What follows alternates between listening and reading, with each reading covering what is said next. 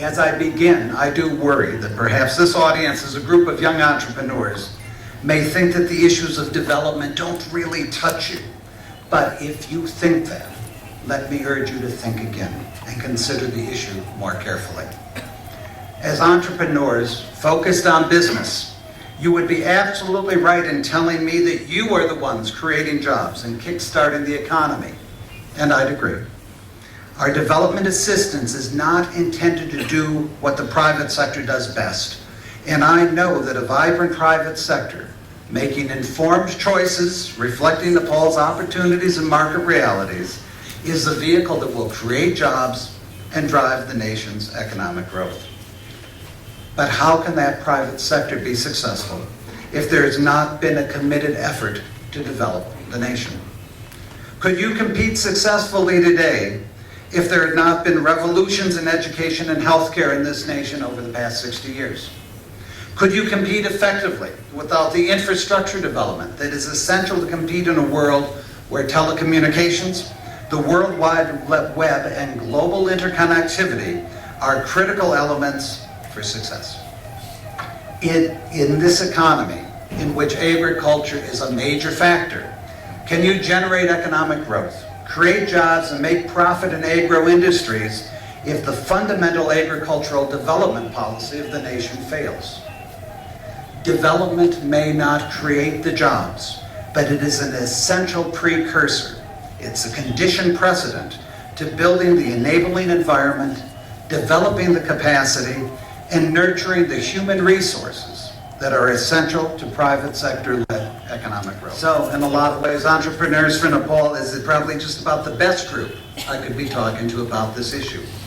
Your future success depends to a significant degree on whether the government and donors working together can help direct development policy to build the right economic environment and produce the right kind of lasting and sustainable outcomes that will permit you to build a better future for this nation. We're in this together, and we need. In this joint development effort with the government of Nepal, we have shown our long-term commitment to partnership by making significant investments in Nepal's future. Last year alone, we committed approximately $80 million, that's 6.4 billion rupees, through our bilateral development programs, largely via partnership with USAID. We expect to make similar financial commitments to Nepal's development this year. Our development partnership is robust and reflects a significant financial commitment by my government, a commitment which dollar by dollar, dollar for dollar, is near the top among all of Nepal's donors.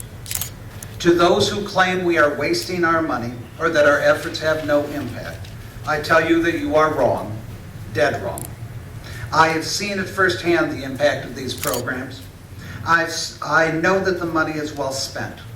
We look with pride to the progress of maternal and child health, where this nation's leadership in meeting its Millennium Development Goals has been recognized internationally. I share the joy of the farmers whose lives have been changed by the programs that have allowed them to increase their annual income by 200, 300, or even 400% through education, better seeds, better agricultural practices, and more market-oriented projects end, however. And when they do, the question is whether the hard-earned gains will be sustained. Will the next generation benefit? What comes next? How do we take the lessons learned from a flood recovery program in Bara district and translate that and make them useful to make life better for a farmer in Kalali? These are the questions with which we must, and in answering that question, we have to recognize that our projects, as good as they may be, are not by themselves enough. The positive impact of these projects needs to be complemented by a policy engagement with the government of Nepal that recognizes that development assistance must be linked to a policy vision that uses that assistance as a catalyst for broader economic growth. As noted earlier, I recognize that over the past dozen years, as the nation has been consumed by the insurgency and now the peace process and constitution drafting, it has been understandably hard to get a sustained government focus on policy issues such as this. Nor has the effort been made any easier by the rapid succession of governments in the past 2 years alone. However, as one of Nepal's largest donors and a deeply committed partner to the vision of a prosperous and peaceful and stable democratic state, I think we do our American taxpayers and our Nepali friends both a disservice if we do not insist today on a more focused and engaged dialogue with the government. We need the government to weigh the policy choices before it to ensure that development assistance can have a greater and more sustained impact on the nation's future and on once Nepal and its leaders make these policy choices and articulate them to donors, we can target and adapt our assistance more effectively. Until Nepal and its leaders make these decisions, however, we're tinkering at the margins, coming up with modestly helpful interventions that may help a few hundred or a few thousand people here and there, but fall far short of transforming and overcoming the constraints of subsistence agriculture that have kept so many poor for so long. So what is the answer? It is in part a matter of the government working in partnership with donors to ensure that development and economic growth are complementary, opposite sides of the same coin. The other day, someone on my Facebook page left a post calling for trade, not aid. My response was that at this point in Nepal's history, both are needed. Development is a crucial building block to economic growth, and it can be made all the more effective if the government commits itself to policies that permit and assist stakeholders across this country to build on successful development models in sectors such as agriculture, health, environment, and biodiversity protection. Finally, as Nepal seeks to encourage both development and growth, I would argue that there needs to be a fundamental change in mindset and perception. Nepal's geographic location can be an asset rather than a liability. And I was happy to hear Prime Minister Bhattarai recently recast Nepal's position in the region as a bridge leading to new destinations, rather than as the proverbial yam waiting to get squashed between the two neighboring boulders. I strongly believe that that is the right vision. Now is the time for Nepalis and their government to have the discussion about the kind of economy they want to have, whether to expand into a bridge or to remain a yam. The U.S. government, meanwhile, will continue to play its role not only as a major development partner, but also as a partner committed to development policies that will foster greater and more dynamic economic growth. Whether talking to the government or my own team in the embassy, the message is the same. Development and economic growth policies must be strategically linked to spark the dynamic growth we seek and that the nation needs. For too long, we have let ourselves be distracted by the conflict or discouraged by the difficulty of sustaining policy dialogue from one government to another. For too long, we have also been complicit in successive governments failing to offer their development partners a vision to guide our engagement. That must change if we hope to see the more comprehensive development progress the people expect and the greater economic growth that the nation needs. The United States will do our part. I hope that the government will do so as well, and that you, as the businessmen and women of Nepal's future, will also do yours.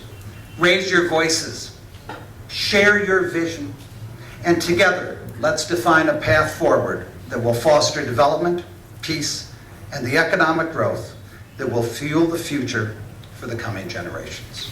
Thank you. Namaste.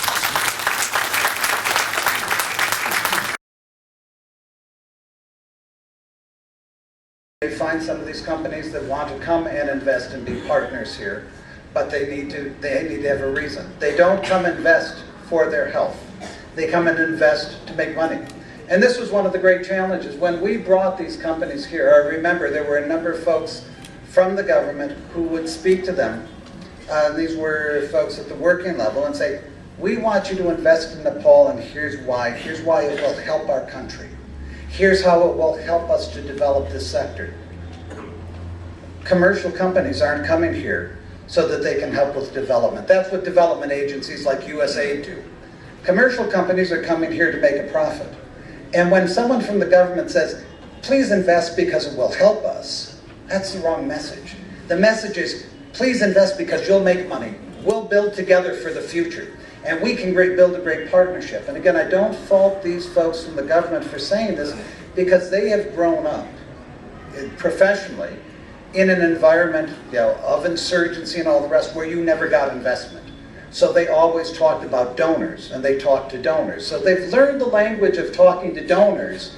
Now they have to learn the language of talking to the businessmen, and that's coming. But I'm not a Nepali. I'm from, I'm an outsider and I'm an observer.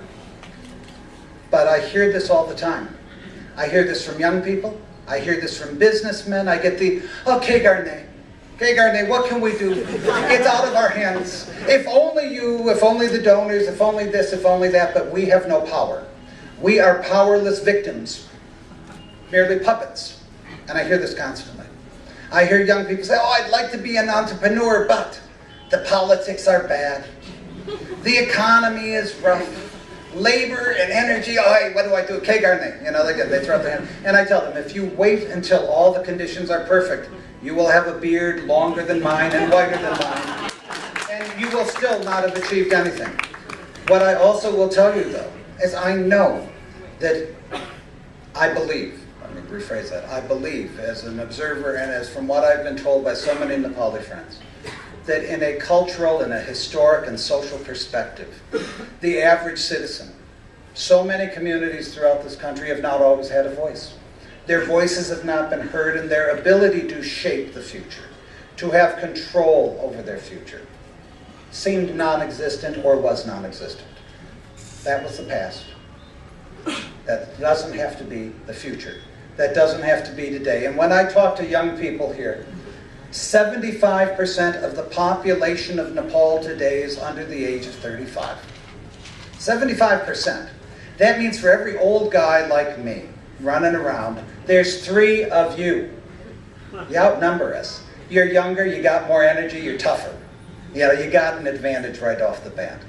But when the elections come, and there will be elections, over 50% of the electorate will be the population between 18 and 35. You are redefining this nation. You are redefining your values. You are saying, this is who we are going to be. This is how we will build our politics. These are the things that matter to us. We hate corruption. We don't like the culture of the bund. I hear this all the time. I get this on the Facebook page. Change it. Change it because you have the power. You are the majority. But when I tell this to people, and I believe this, I believe that if you are committed to change, that you have the power to make the changes in your country. But what I feel is that so often, so many people don't internalize it. They don't believe it because they've never seen that happen here.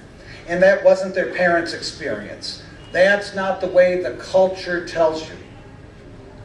I respect your culture, and I'm not saying throw cultural values out the window.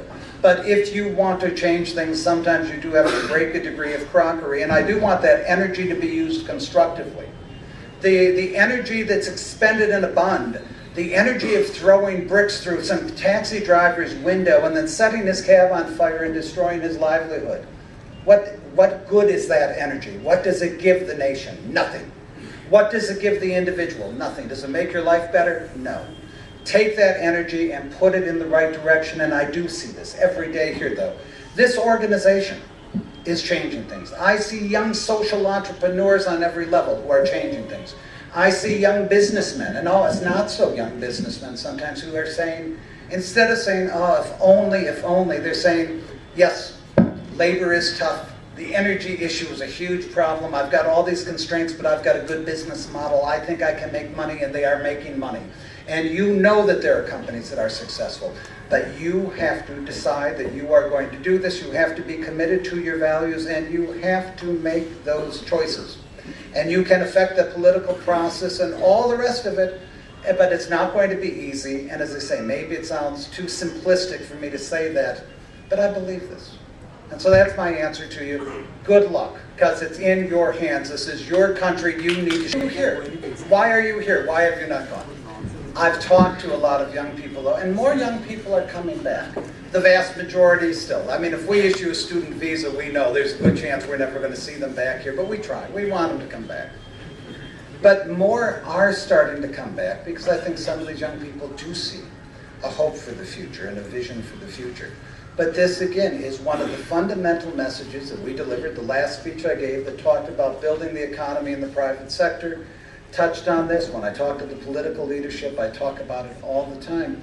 You have to create an economy in which there is potential for growth and opportunity for these young people, for the young people of this nation. Otherwise, you're going to lose them all.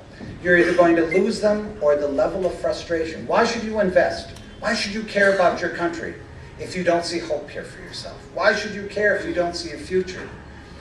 You've got to be able to define what being a Nepali means today. And it's different than it was 20 years ago. I have no doubt about that. But I find that oftentimes, again, you've got to create that future, you've got to create that vision, and until that's there, you're going to have trouble, I think, attracting young people to come back. But I hope you will define and know what it means to be a citizen of this nation and feel invested enough in it to make the change. And being a citizen of Nepal has to be more than just being born within a certain set of geographic boundaries. You have to have that set of values, that belief, that ethos, and what you want your country to be, and it has to speak to you. And if it does, you aren't going to leave. And if it speaks right, people will come back. I'm sure we have a lot of questions.